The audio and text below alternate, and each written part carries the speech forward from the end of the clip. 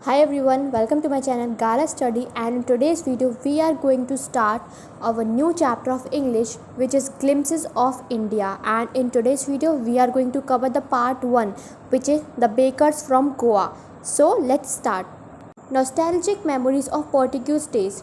जो एल्डर्स थे गोवा के, वो अभी भी याद करते थे उन पोर्टुगीज़ दिनों को, और उनके जो फेमस लोब्स यानी कि जो ब्रेड का जो पार्ट होता है उसको याद करते थे। Those who at the loaves may be gone, जो खाया करते थे इन लोव्स को वो चले गए। जो बेकर्स थे, लेकिन जो बेकर्स हैं वो अभी भी एग्जिस्ट हैं, यानी कि जो बेक करते हैं वो अभी भी एग्जिस्ट हैं। जो ट्रेडिशनल टूल्स यूज़ किए जाते थे जैसे कि मिक्सर्स, मोल्डर्स, फर्नेसेस, वो अभी भी यूज़ किए जाते हैं। और ये भी कहते हैं कि जो वहाँ के जो फर्नेसेस की जो फायर है वो अभी तक बुझी नहीं है।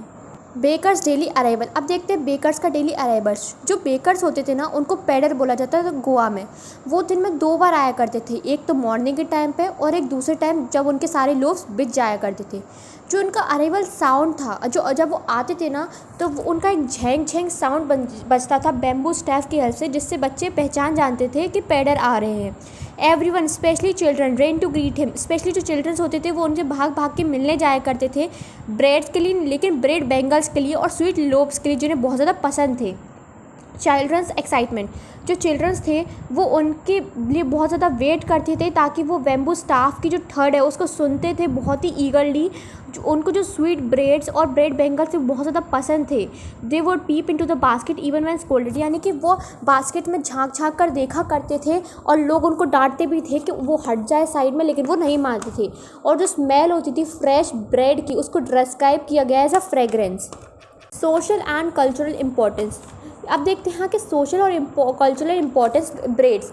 तो बोल्स यानी जो स्वीट ब्रेड्स होते थे वो एसेंशियल होते थे मैरिज, गिफ्ट्स, एंगेजमेंट और क्रिसमस और अदर फेस्टिवल्स के लिए। तो जो बेकर्स की प्रेजेंस होती थी वो दिखाती थी कि कितने इंपॉर्टेंट है वो किसी विलेज के लिए, उनके विलेज के लिए। Bakers appearance and status. अब अगर हम बेकर्स के अपीयरेंस और स्टेटस की बात करें तो जो बेकर्स होते थे वो एक स्पेशल फ्रॉक पहना करते थे, इसके कवाई कहा जाता था, एक लॉन्ग फ्रॉक। और बाद में उनकी जो ड्रेस है उसको चेंज हुई, और फिर वो उनने शॉर्ट ट्राउज़र पहनने लगे, जो हाफ पैंट से तो बड़ा होता था लेकिन लॉन्ग पैंट से छोटा होता था, यानी कि इनको हम कैपरी कह सकते हैं। और आज भी अगर कोई इस तरीके के पैंट पहनता है ना, तो उसको जोक किया जाता है कि वो बेकर की लग रहा है, बेकर की तरह। The bakers prosperity. जो बेकिंग था वो बहुत ज़्यादा प्रॉफिटेबल प्रोफेशन था, और जो बेकर्स थे had a plump physiques indicating they were well fed and prosperous, यानी उनका मोटा धुंधला पेट ये दिखाया करता था कि वो बहुत अच्छे से खाया पिए रहते हैं और बहुत ज़्यादा खुश हैं। उनको जो हैप्पी अपीयरेंस है वही दिखाता था उनकी साइन ऑफ सक्सेस। और जो मंथली बिल्स और रिकॉर्डेड थे उनको सेटल कर दिया जाता था रेगुलरली। अगर हम चैप्टर की थीम की बात करें तो ये चैप्टर हाईलाइट करता है कि कितने इंपॉर्टेंट हुआ करते थे बेकर्स गोवा की सोसाइटी में, बोथ कल्चरली एंड इकोनॉमिकली। ये हमें याद दिलाता है themes of nostalgia, tradition and community bonding.